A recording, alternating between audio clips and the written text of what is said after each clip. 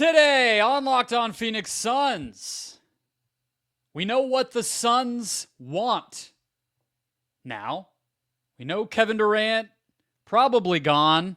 Even if the actions don't sound like it, we are facing that down. And new reporting tells us what they are looking for. So what is that? Does it make sense? And can they get it? Next.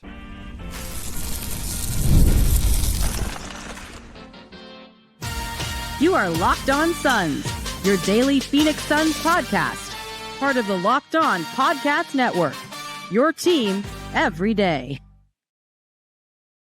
Welcome back into Locked On Phoenix Suns. I'm Brendon, Kleen, a staff writer at Awful Announcing and a credentialed Suns media member. Thank you for making Locked On Suns your first listen here on a game day Wednesday. Don't forget, Locked On Suns is free and available on all platforms, including YouTube. So click that follow or subscribe button. Do what thousands of other Suns fans have already done. Become an everydayer and get locked on to the Phoenix Suns right here each and every day. Joining me, as always, from the wonderful West Valley, my fellow Suns credentialed media member. How are we feeling on this Wednesday, Ben Garcia? It's game day Wednesday, Brendon, potentially against Kevin Durant's newest team, potentially. A lot of potentials there. But at least it's a 5 o'clock game. We'll get to bed at a good time tonight. So, not bad. Yeah, we'll see what the outcome is. I noticed you didn't make any comments on that part of it because I think we're both, grand declarations. I'm gonna make a prediction right now. I think the Suns lose. Yeah, recent history suggests that is a very safe assumption. But let's dive right into it. There's a lot to get to. Dwayne Rankin over at the Arizona Republic put together a piece kind of looking at, I think, the question that is on everybody's mind, regardless of the outcomes of these games, which is the Kevin Durant era over in Phoenix? And he dove into a few different things, but I think the most relevant part, the biggest news out of it, was this chunk. And we will get to some of those trade options, including Houston, as Ben just teased, and we have a little Grayson Allen conversation to get to at the end. But Dwayne wrote, quote, "Sources informed the Arizona Republic that Durant's camp was upset Phoenix put him in trade talks before the 2025 deadline last month." He went on to write, which we knew that part, of course. He wrote as well, "However, between the Suns having already looked to move Durant, him publicly saying he understood it, and his camp taking issue with those talks, it's hard to see him staying in Phoenix beyond this season." Okay, we knew that as well. Last but not least, the nugget that was the most new thing was, quote, "Sources informed the Republic the most ideal return on a Durant trade is regaining 3 first-round picks and a young player as part of a multi-team deal tied to getting under the second apron." Now, some of those things I think were already out there, but I feel like that's the most concrete. The 3 first-round picks. Yeah. No more, probably no more than 1 young player, maybe being realistic there. And that component of also trying to get under the second apron, which would obviously make things more flexible beyond that Durant trade as they reset the roster. I think that's a little less than maybe you and I had thrown around in some of the examples we've been going through, Ben. I thought the wording was 3 first-round picks and a young rising star. I thought that's what I saw. Yeah, that might have been how the aggregators put it, but the article has young player. Okay. Okay, that's fine. Either way, it does feel pretty low, which would be curious for me to think where Dwayne is getting those numbers. Because, those type of offers, because I don't see why, if you're the Suns, why you would start anything outside of the moon and the stars and everything in between. And we know you're not going to get that, but it's always best to start there. So 3 first-round picks and a player like that almost makes me feel like I should just run it back with Kevin Durant again next year, which I know is nonsense as well. So what part of it do you think is not good enough? Well, like if you're talking about the Rockets, I want both of the Suns' first-round picks back. I don't think that the Rockets would, like if that was the difference between getting Kevin Durant and not getting Kevin Durant, I don't think that they would hold on to those picks. So if you get your 2 first-round picks back, but you're getting Kevin Durant, and you get let's try to hold off on the specifics of a team. I just mean, is it that you want more picks or more players? That's the part that I'm trying. You're just saying. Oh, I want both. I mean, if three first-round picks is fine. I can live with that, but I do want more players. If I have to pick between the two, I do want more players. So let's be specific then, right? Because for the audience, because obviously they're not only getting one player back, right? So like that No, I don't doesn't think make so. that's not Well, it possible doesn't. really The because money, Kevin Durant the makes money doesn't make sense. Yeah. yeah, exactly. So it's not literally just one player. I think Dwayne is sort of referencing the positive value, the real assets that the team would be getting back. So like, there's going to be one player who probably moves teams that makes a whole bunch of money. They're probably some veteran who might not really matter in the end of all when it's all said and done. And then there will be this young player, most likely somebody on their rookie contract who might make very little money. And that's really the guy that the Suns will be looking at. And again, we will get into specifics with teams, but this is basically like what happened with like the Jimmy Butler trade just now with the Heat, where Andrew Wiggins changed teams, but those picks were really, I think, the value for Miami. Andrew Wiggins is a very good player, very nice player to have. They're not building around Andrew Wiggins. It's just somebody has to change teams. We all get how that goes. So I think that's kind of where we are. But also, I think the other thing to like bring up here, Ben, is like the comparison between what the Suns would be looking at now compared to what they gave up. They gave up 5 first-round picks and 2 young players, basically. Cam and McHale, and obviously Jay to kind of make the money work. And there was some second round, I think 1 or 2 second round picks in there as well. And Durant, for all intents and purposes, is this summer would be on an expiring contract. I know that we all assume that whatever team he goes to most likely is going to be extending him, but the Suns don't have a lot of leverage, I don't think, because he can communicate or make it known, grapevine it, to the teams that might be offering that he's only going to extend with X, Y, and Z, similar to what we saw with Jimmy, versus in Phoenix or in 2023 when he wanted to come to Phoenix. Obviously, he got his wish there, but he was under contract for 4 years, and that's part of why Brooklyn could be a little bit more selective and drag on the process and everything that happened and really milk that. So I think this is realistic. I'm going to be honest. I think 3 first-round picks, and it depends who the young player is, but I would say a promising rookie contract, high first-round pick type of young player, and 3 picks, that's a lot. That's a pretty comparable package when you talk about the contract compared to what the Suns originally gave up. It's not too different. Yeah, I disagree with that. The Suns don't have any leverage. The Suns can still extend Kevin Durant in the summertime. Well, like if they really wanted to. Well, he doesn't he's want not going to. agree. If he wants, Brendon, if come he, on, if let's he's going to let's get be traded, real. Let's be real. He's going to leave $100+ million on the table at 37 years old. No. I Especially don't with think the guy he's who has signing an extension with the Phoenix Suns this summer. No, That would run contrary to everything we've been talking about for the past month plus since they basically tried to get rid of him. No, that he would willingly come hat in hand and say, "All right, I'm back." No, Kevin Durant. I think it's Kevin Durant isn't necessarily signing an extension with the Suns. He would just want his money. No one in this league is taking less money. So you're saying, yeah, and he's going to get it from the team that they send him to, which is why he and that team have the leverage and not the Suns. Well, no, I do think the Suns have the leverage in that too, because the Suns don't have to trade him. The Suns could just hold on to him, and then he walks in next summer for nothing. Well, no, because if you don't get an offer you don't like this summer, you can extend him this year with the intention of trading him at the deadline, or you could trade him. He will not sign an extension if they don't trade him. Yeah, this summer. I don't. When think does that Kevin ever Durant's happen, man? No. I mean, come on. I don't think Kevin Durant's going to say no to $130 million, something ridiculous.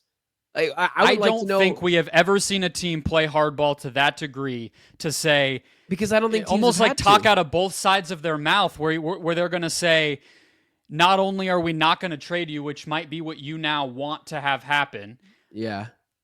But also we're going to like make you take our money. Wait, those are two different. Where's the pathways. example? Where's the example of a player saying they won't sign an extension and they are just like they just lose them in free agency for nothing? Like that doesn't happen.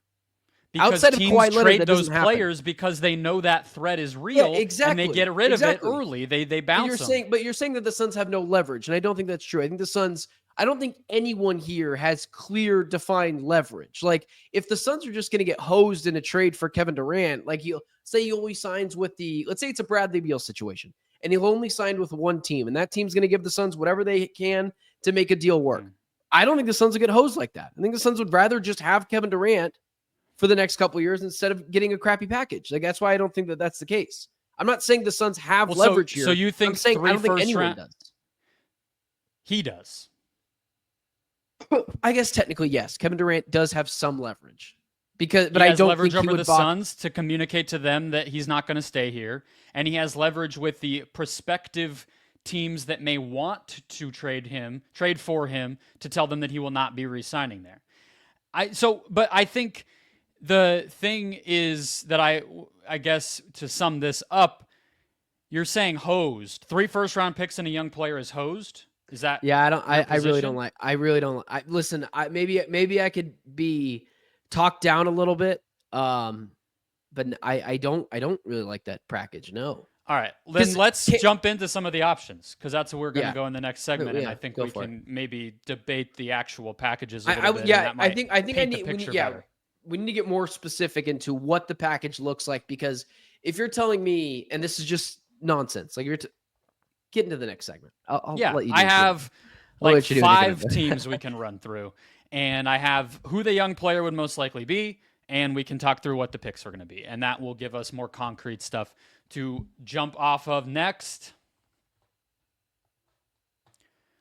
First, today's show brought to you by Wayfair. Your home should reflect your style, and with Wayfair, it's easier than ever to make that happen. Whether you're looking for a simple refresh or tackling a big home project, Wayfair has everything you need in one place. Wayfair's huge selection makes it easy to find the perfect piece, no matter your space or budget. From cozy furniture and stylish decor to kitchen essentials and outdoor must-haves, Wayfair has it all, and at prices that fit your budget. You've heard about my little corner armchair that Wayfair came in clutch with many years ago, like 5 years ago. We were in a weirdly shaped house in a weirdly shaped living room, and we had one couch, but we didn't have enough stuff to fill it. We needed more room to sit. We needed something to fill the space, and Wayfair had a $50 wonderful value armchair that lasted us for like 4 years until like last year, and we finally sold it, but really just because we didn't have space and it didn't match anymore. It was still in great condition. Wayfair gets that job done. Great value, great quality. Head over to Wayfair.com. Find something that's just your style today. That's WAYFAIR.com. Wayfair. Every style, every home. All right, Ben. So, again, the other part of that we didn't maybe focus on enough, and let's get to some of these real examples now, is the Suns also want to get under the second apron. So, Bobby Marks over at ESPN and a couple of other ESPN writers, this was actually like 5 days ago now, before this from Dwayne even came out, but we had a general ballpark of what we knew the Suns would be looking to do here. And he had a lot of the same names on the list that you and I have talked about already, and that I think I was able to come up with. Because the other thing is, like, bad teams aren't going to trade for Kevin Durant. Small markets that don't want to spend money aren't really going to trade for Kevin Durant, right? So I basically have these 4 teams from Bobby Marks, and then one more that I could come up with that you and I have already talked about. Maybe there's some others. But let me just run through them, okay? So Rockets, you already mentioned that one in the last segment. The picks would be the Suns picks. And the young player, I think when it's all said and done, would probably be Jabari Smith, but maybe it could go a couple of different directions. I say that mostly because he's the same position as KD. It's kind of where I would think they would go. Yeah, you need Minnesota, Jaden McDaniels, most likely. I know they have the rookie point guard, Dillingham. Maybe it's him. Yeah, plus he's picks. so small, though. And their picks are a little suspect. They don't have a lot to go off of there in Minnesota because they just gave one up to get Dillingham and everything else. The Mavs, it kind of has to be Lively in terms of the young player. They don't really have other ones that are promising. And then picks. And then they don't have like the best possible picks as far as I can tell either. We can get more specific if you want to talk about Dallas. Miami, you're talking Kella Ware, who the Suns we thought they might draft, or Jaime Jaquez as the young player, and whatever picks. They now have some of the Golden State picks. They have their own. And then the last one that Bobby Marks had was New York. And I think that makes some sense just from the standpoint of it's a big market. It's a contending type team. but they don't really have young players, young blue chip prospects. So his package for them was OG Anunoby and Mitchell Robinson. That's not getting the job done for me. I'll just say that. So we could, maybe just keep that one on the table since he talked about it. But if they make all of these trades, there's basically a pathway to getting under the second apron. That's what this article lays out. So I guess just putting it that way, assuming that any team that can't get up to 3 first-round picks is just not going to be in the game, which of those stands out the most to you? And does hearing it more specifically maybe sway you a little bit toward, hey, that actually isn't so bad? The Timberwolves and the Rockets ones are enticing because I always think you're going to get a little bit more than what maybe is laid out there. Because I don't know where Dwayne got those numbers. I highly doubt he got those from the Suns. Why would the Suns leak that that's what they want right now? Like, you already pissed off Kevin Durant. You want to do it again? You get my point there? Is it going to piss him off to talk about what they could get back for him? I don't know.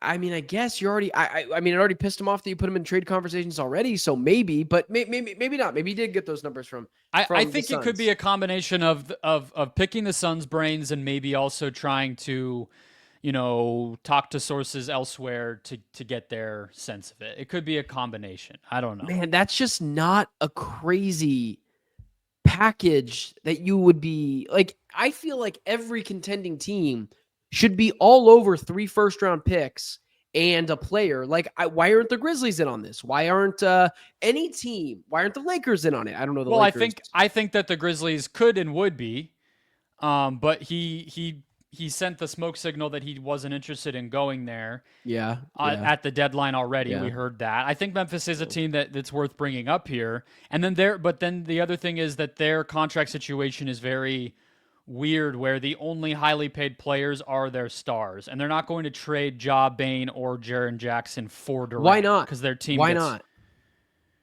I have a reason for why I'm going to say this, but why not?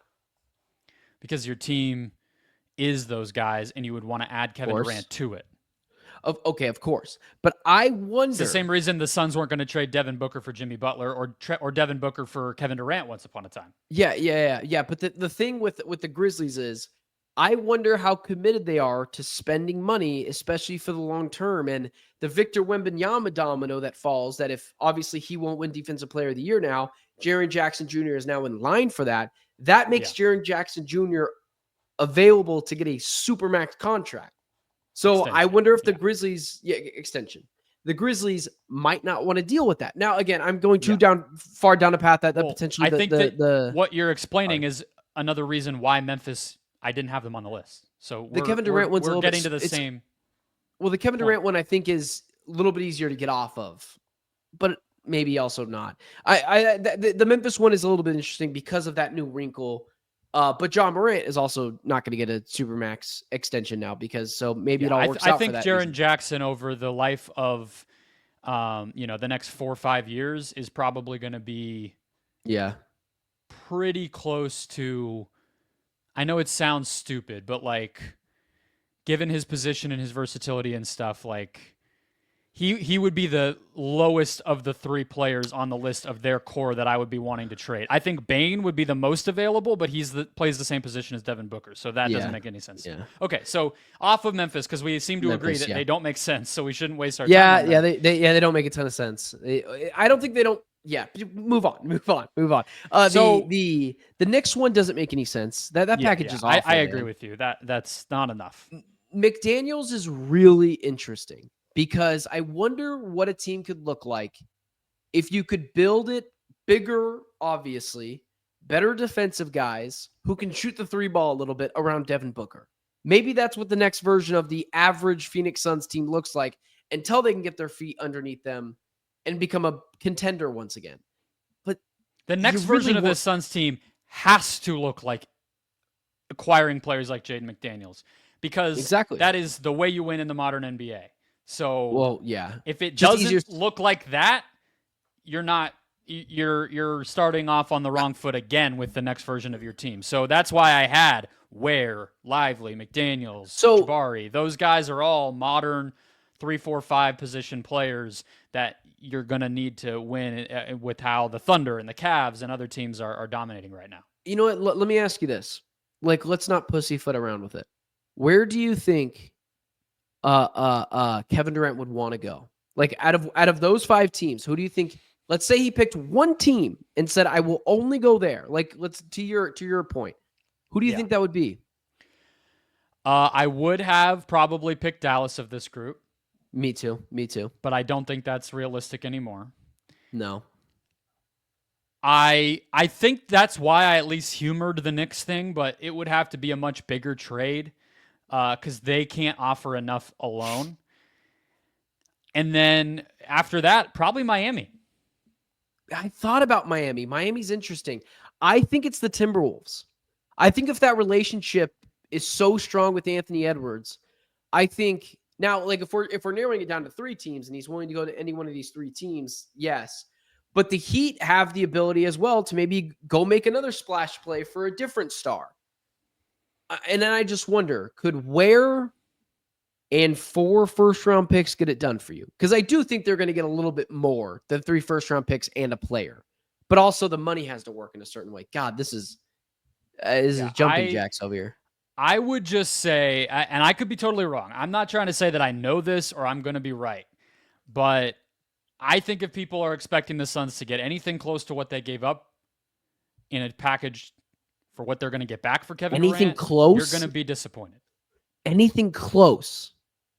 Yeah, man. I mean, the Suns I think the Suns already, in most people's opinions, overpaid. So you start from there. You start from the fact that no one else in the NBA was willing to offer, I think, what Brooklyn was asking for until Matt Ishbia put his owner pants on one morning and said, "I'm getting this done." Right? Then the Suns included Cam. Basically, is now what we kind of know happened. It was going to be one or the other, I think, and not both. And it ended up being both. And so that was already like probably more than they should have given. Now he has effectively 0 years left on his contract. You could say 1, but 1 is as good as 0. And he's 2 years older. He has gotten incrementally, but he's not MVP Kevin Durant from 2015 or whatever, or 2013, whatever year he won the MVP. Obviously, 2013. He's older. And I think that the desperation that the Suns have is the other part of this. Every team in the league knows now, by the time they actually could trade him, 4+, 5+ months, that the Suns are in position to do this. So when I'm going to be honest, like I'm not even just trying to argue. Like when I saw Dwayne's report, I was like, makes sense. Nothing about that stood out to me. I was like, yeah, okay, great. Let's talk about the options. That'll cool. Check. And let's get to the examples of what that could look like. I found no problem with that package being like the kind of baseline for what we're looking at. So the Rockets have, if I'm not mistaken, 2 of the Suns' first-round picks. Yeah. So if you went with do you think it's emphatically crazy to think 2 firsts, Fred VanVleet, Jabari Smith, Cam Whitmore, because you need the money to work with Fred VanVleet? You think that's crazy? Yeah. Well, no, but that's less than what Dwayne wrote. That's only 2 picks and basically one young player that matters. Well, I mean, that's not true. Cam Whitmore is not an old guy. Cam Whitmore, I think, is. No, I'm not saying the young part is the part that he's not. I'm saying the good, promising blue chip is the part that he's not. Is Jaden McDaniels that guy? Is Jaden McDaniels a blue chip guy? I think McDaniels is what he is at this point. He's a very good player, maybe the best 3-and-D in the league. But is that going to scratch your itch? I think it would for me because he is still only 24, and he is just so clearly what every NBA team should want, that like that positional versatility matters to me. But I don't know. I think that if there's a team that can do better than what Dwayne had in that article and what the examples we've talked through look like, I would like to see it. I would just be curious to see what the picks look like then. Like, because if I'm picking a team, I think he wants to go to Minnesota because of that connection with Ant. And do you get McDaniels I mean, Dillingham's cool, but like he's just small. He's all the problems that the Suns have now. Maybe he's Tyrese Maxey, but I doubt it. And then what picks are you getting? Like that just doesn't scratch the itch either. I don't know, man. Yeah, I don't think Minnesota has an appealing package. I think you're right though. I think that it's the picks. What are they? Not just that you're getting picks. Like it's not really the number. It's like quality, not quantity, really, more than even, okay, 3, great. But if it's 3 bad ones, I'm not interested. And then who is the salary? That also matters, right? Because like the other thing about the Minnesota package is the money that they would have there is most likely Julius Randle. And that's a non-starter for the. I'm not taking him back if I'm the Suns. So hell no. Then it's where is he going and what does that all look like? I think that part of why the Rockets thing is appealing is I would be happy to take either Van Vliet or Dylan Brooks, frankly, given their contract situations. The Mavs, it's a little weirder. You're probably taking Klay Thompson back. I don't know how that looks. Miami, I have no clue who, because they're not going to trade Adebayo or Hero. Rozier is a non-starter. He's fallen off a cliff, and then. I think Wiggins is their only other salary, so maybe it's Wiggins again. But so but who is that player that is the money is the other part that is gonna be different team to team, and it will matter here. And Jaime Jaquez as well isn't the blue chip guy that he was last year. He's been fine, but he hasn't. He's been out of the lineup a lot. I think he's been regressing, or I guess I shouldn't say regressing, but he hasn't been. He's probably regressed to the mean of what Jaime Jaquez has been this year. He hasn't been shooting the ball super effectively either, but you're right. Has been out of lineup a little bit. So yeah, 52 games played, only 12 starts. His minutes have gone down. So yeah, step back season for him. And so that these are all just things to be considering. I think the package Dwayne laid out is probably pretty close to what the Suns get. Maybe it's a little higher like you think. Maybe it's a little lower like I think. We'll see where it goes. We'll get many more rumors before this is all said and done. I can promise that. Next, Grayson Allen's name came up in a worst contracts conversation in the NBA. We'll break that down next. First, today's show brought to you by Skims. When we all found out that Skims was making underwear for men on the Locked On Podcast Network, we were intrigued. We were confused. Our eyebrows were raised. We've heard a lot about the quality from friends and family. We've seen, obviously, the Kardashians hawking it online and doing their thing. We've seen NBA players saying, hey, they make stuff for men too. We're like, hold on, that's not just for like athletes, like they make stuff for us. And yes, they do. Fit, comfort, the right style, the perfect style for you. That is what Skims is all about. Their men's line offers something for everybody, designed with that perfect balance of comfort and style. They also have multiple different options to suit whatever you are up to. Day-to-day, boxer briefs, maybe the more active style like workout types, straight up boxers, I believe they might even have an option for. So whether you're working out or just running errands, the most comfortable, reliable underwear you will ever own. Shop Skims Men's at skims.com/LockedOnNBA and select Skims stores. Here's how you're going to let them know we sent you. When you place your order, go to the survey, select podcast, and then select Locked On Suns in the drop-down menu that follows. That's all at skims.com/LockedOnNBA. All right, Ben, let's get through this. Close out the show. I have a clip from the Bill Simmons podcast where annually they do a worst NBA contracts draft. So obviously we're not going to talk about the first Suns player to come up, which was Bradley Beal. That was a no-brainer. We're not going to beat a dead horse on that one.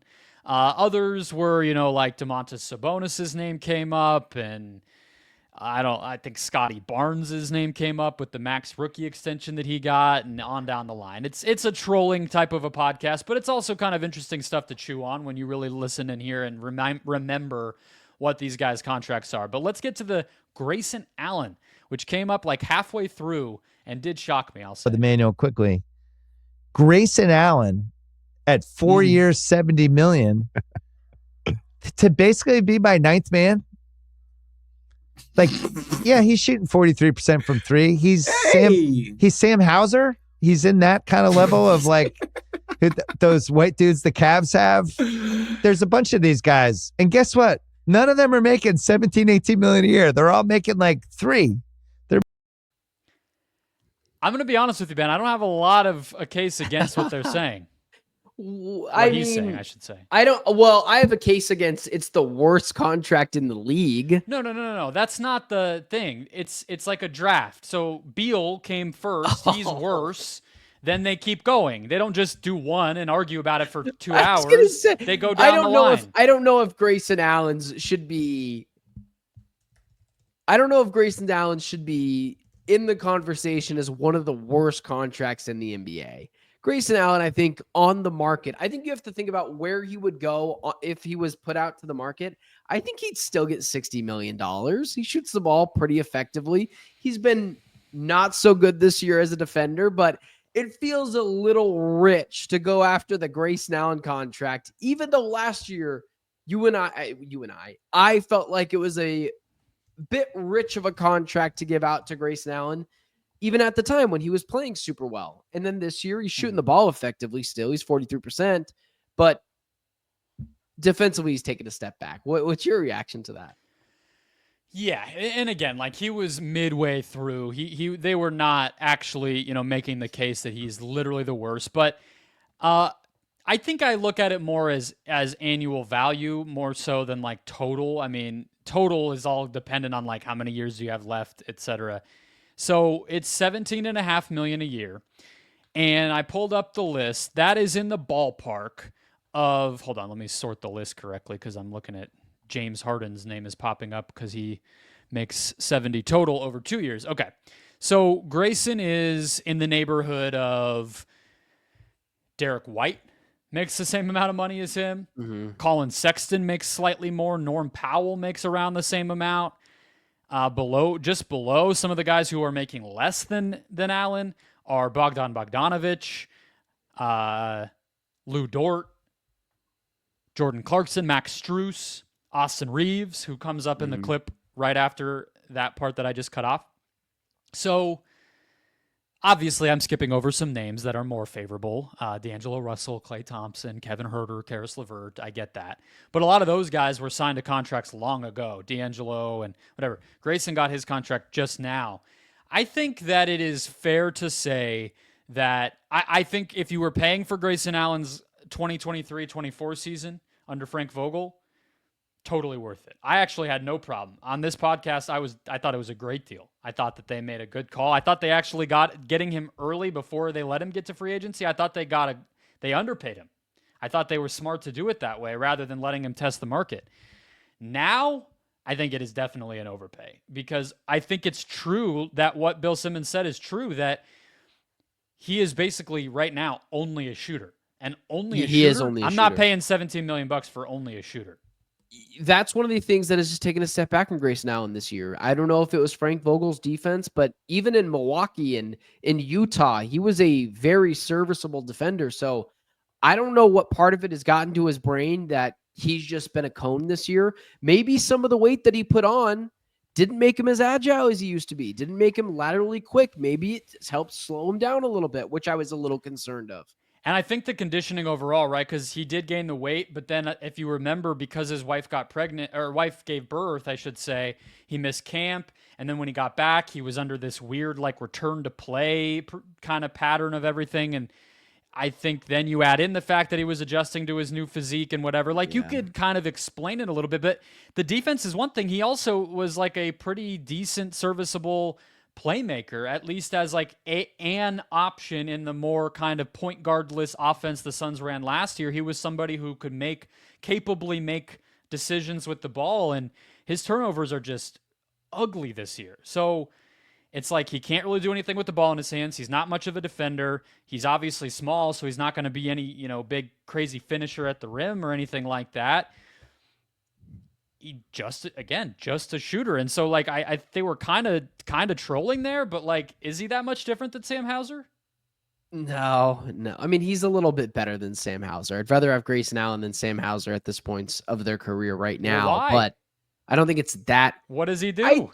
I do think Grayson is a little bit more reliable, especially getting to the basket at times than Sam Hauser. Like, if you're asking me who I'd rather have, Sam Hauser in his contract and Grayson Allen in his contract, I'd rather have Sam. But just right now, the player, like I'd rather have Grayson Allen. Let me ask you this though: do you think he gets moved in the offseason? Do you think you can move him? Is this contract seen as so bad that you're just taking a loss on it? Yeah, you're not getting positive value back for Grayson Allen in the offseason. You're not getting assets for him. No. That's not what we talked about at the beginning of the year. You and I were both like, what could you get for him? He's the odd man out to be moved at the deadline. Could you then it was probably like 1 first-round pick. So maybe it went it was 0. like if you traded Grayson and like this is all months ago, but it was a 2031 in Grayson for kid on Brooklyn whose name that we talked about. He's on the Lakers now. I like how you're calling him a kid. I'm pretty sure he's older than you. Yeah, he's 31. He's 31 now. I remember looking that up specifically. But child. Little bro. Yeah. That's what we had talked about. Like, and now at this point, I don't think you could have gotten anything from him at the deadline where it's just. Yeah. I think he's probably going to be here next year. I think he probably will be, but I don't think he's a lost cause. I think that's some of the stuff that he can get back. But it's just clear how a little bit slower he is this year. I didn't think about the birth of his child and how that, not that a child affected him, but that the timing of it was time off. Yeah. And he's 29. So, you're not exactly. 30. Yeah, I think I just clicked on his name here on the contract list. It said like 29. 29. Oh, so he'll be 30 by next year, though. Like he turns 30 on October 8th. So he's not going to get better, like in terms of adding these huge new dimensions. Like I think last year was the best case is kind of what I'm trying to say. Yeah. I'm saying he's not going to get better sounds so blunt, but like, best case also development from him anymore. Best case also last year was the best 3-point shooter in the NBA. So like that is a pretty high bar. His 3-point percentage is almost the same this year as it was last year. It was 45 last year. I think it's 43 this year. So that part actually has pretty much stayed. It's just the other stuff. He was 46 last year. Just 46 to 43. Yeah. I mean, 43 is elite still. So his 43 shooting is still very, very high level. It's just everything else crumbled. So that's the stuff you want to see come back if he is going to be around next season. But just thought it was an interesting conversation because that has aged pretty poorly, and it is going to be somebody that we do probably hear in trade rumors this summer. And it's just sort of I think, level setter of the fact that he's probably not getting you much anymore. 37 minutes ago, you asked me about my grand declaration for Suns Rockets. You feeling good about tonight now? No. Has this changed your mind? The Rockets are not playing great, as we know, but they have won 3 straight. They're kind of getting a little bit back on track. I believe Van Vliet's back for them, which has been helping. So beautiful. Yeah, I don't see it going well. They've had the Suns number for 2 years, so I don't think that's changing tonight. That'll wrap us up. Hit follow or subscribe. We will recap that game one way or another. We'll get an up-close look at some of these Rockets players we've been trying to steal from afar for weeks now and actually talk about how they look. Jabari Smith is back in the starting lineup. Cam Whitmore is coming off the bench, and that'll be a lot to talk about, win or loss. We'll talk to you then.